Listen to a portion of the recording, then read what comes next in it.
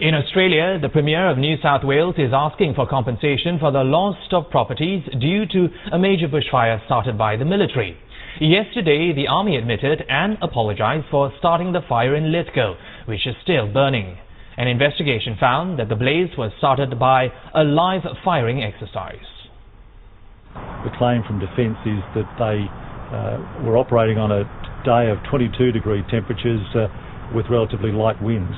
But I want to see the report, I want to have a conversation with the Prime Minister, because clearly we never want to see this repeated. The Australian Governor-General has visited disaster-hit parts of the Blue Mountains. Cooler weather has eased the bushfire situation.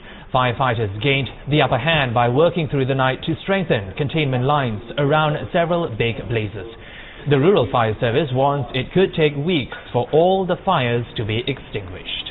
All right, we're joined by a reporter now, Jack Ward in New South Wales. Jack, the Premier of New South Wales says he'll be speaking with Mr. Abbott about compensation over the fire the military started. Will the government pick up the tab? Yeah, good afternoon, Gerard. Yes, Premier Barry O'Farrell has indicated that he wants to address this issue as soon as possible. So he is planning on having those discussions with Tony Abbott in the near future to see if they can come to some arrangement. The Defence Force has already apologised for the incident, so it seems that they're resigned to accepting the blame for the damage.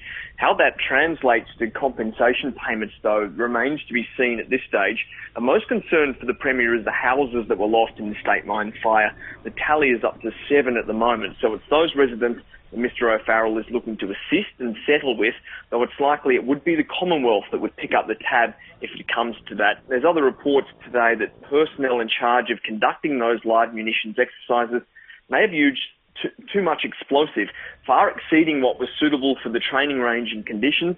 So that's just part of the inquiry into this incident that will stretch on into next week, and I'd suspect will help weigh the government's decision as to how to deal with victim compensation.